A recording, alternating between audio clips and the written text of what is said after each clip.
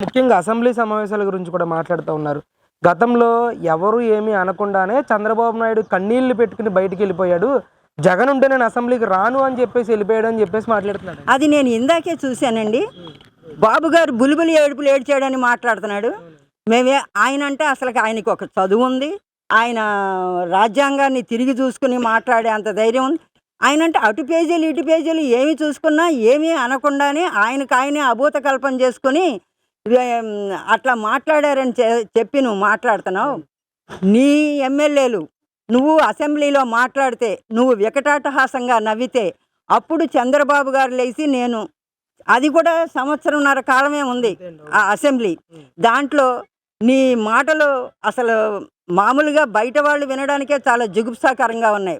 అట్లాగా దానికి నైతిక బాధ్యత వహిస్తూ మంచి అసెంబ్లీ ఇది జరిగితేనే ఆనాడే నేను గెలిచి ఈ అసెంబ్లీకి వస్తానని చంద్రబాబు గారు ప్రమాణం చేశారు. సరే, ఆయన అయిపోయింది, వచ్చారు, కూటమి ప్రభుత్వం ఏర్పడింది, నువ్వు గెలిచావుగా. 11 సీట్లు ఎన్నో తగలబడి నీకు. నువ్వు 160-51 సీట్ల నుంచి 11 సీట్లు గెలిచాను ఏంట్రా అని చెప్పి నువ్వు బావిలో దూకాలి. ఎందుకనంటే 151 సీట్లు నాకు ప్రజలు ఇచ్చారు, నేను ఏం చేయలేకపోయాను, తిరిగి 11 సీట్లే నాకు వచ్చినాయి అంటేనే కనీస జ్ఞానం నీకు లేకపోయింది. లేకుండా బాబు గారిని బావిలో దూకమంటున్నావు. దేనికి దూకాలి బాబు గారు? సూపర్ 6 అమలు చేసినందుక.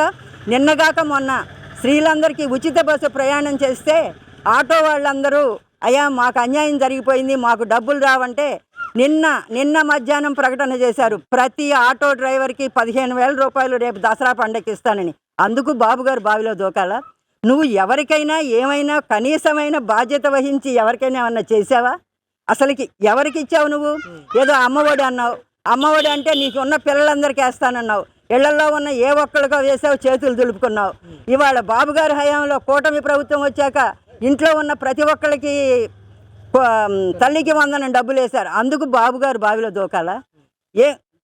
జగన్మోహన్ రెడ్డి నువ్వు ఒక్కసారి ఆలోచన చేసుకో. ఎందుకని నేను ఇది చేశాను, ఇప్పుడు వాళ్ళు చేస్తున్నారు, నేను చేయలేకపోయిన వాటికి నేను ఒకసారి విమర్శ చేసుకుంటే బాగుంటుందని.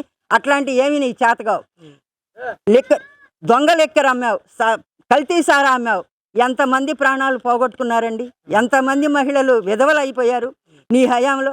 అందుకు నువ్వు బావిలో దూకాలి. ఇవాళ ఆ మద్యాన్ని నాణ్యంగా తెచ్చి అమ్ముతున్నారు, అందుకు బాబుగారు బావిలో దూకాలా? ఏం మాట్లాడుతున్నావు అసలు? నువ్వు ఏం చేసావని? సూపర్ 6 అమలు చేశారు బాబుగారు.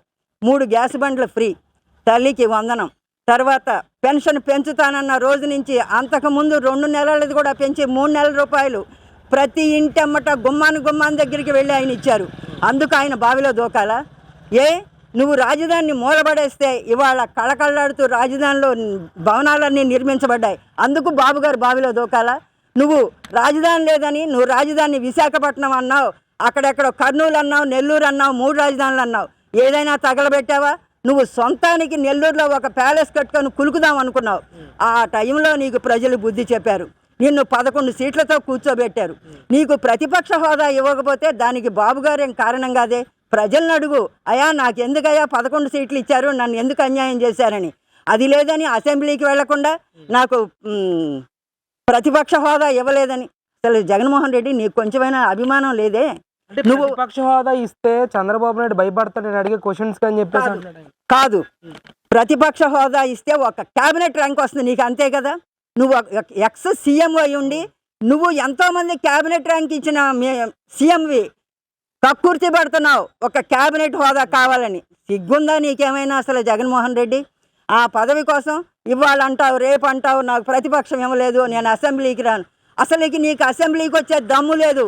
ఎందుకనంటే అక్కడ అందరూ నిన్ను దులుపుతారు. అసెంబ్లీకి వస్తే నువ్వు 17 మెడికల్ కాలేజీలు అని చెప్పి కేంద్ర ప్రభుత్వానికి అప్పీల్ చేస్తే 11 మెడికల్ కాలేజీలు గ్రాంట్ చేస్తే 6 మెడికల్ కాలేజీలకి 6,000 కోట్లు మాత్రమే ఖర్చు పెట్టి 25,000 కోట్లు శాంక్షన్ చేసే తతిమా డబ్బంతా ఏం చేశావు?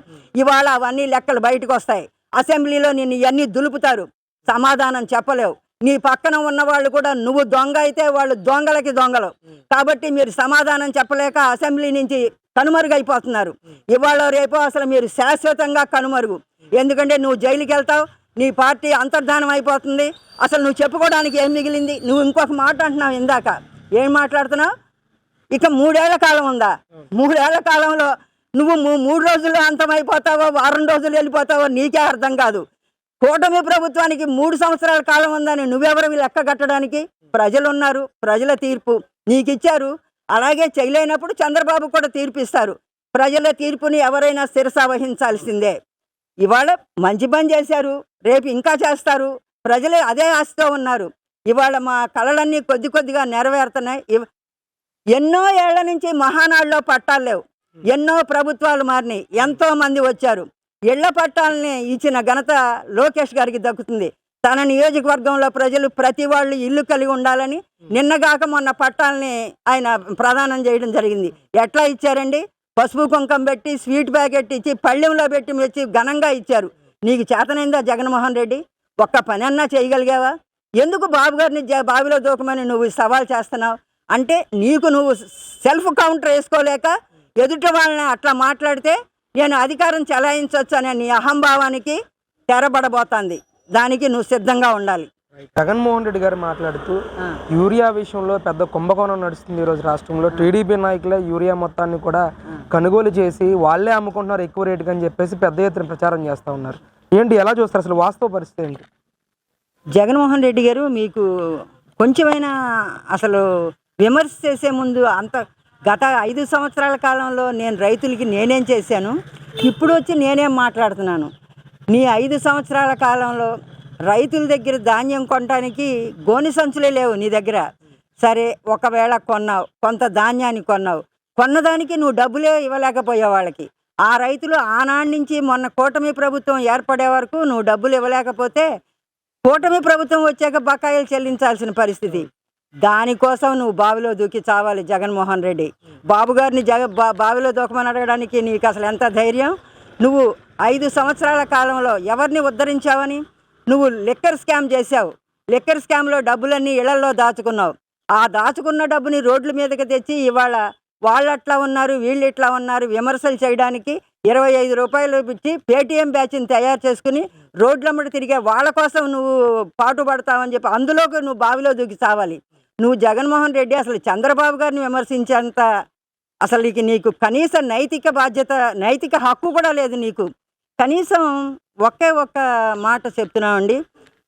జగన్మోహన్ రెడ్డి గారికి భార్య భారతీ రెడ్డి గారు బాగా చదువుకున్నారు. ఇతనంటే అజ్ఞానం, చదువు లేదు, ఏ విషయాలు తెలియవు. ఎవడో ఒకడు పేపర్ రాసిస్తే చదివే జ్ఞానం ఉంది. కనీసం ఆయన భార్య గారైనా ఆయనకి, మా ఇళ్లలో అయితే మేము మా భర్తలు ఇట్లా మాట్లాడితే మేమంటాం, ఎందుకయ్యా నువ్వేం మాట్లాడావు, అట్లా వెళ్ళి ఎందుకు మాట్లాడావని. కనీసం అట్లా కూడా ఆయన భార్య గారు ఆయనకి సలహా ఇస్తే బాగుంటుందని మా సూచన. అంటే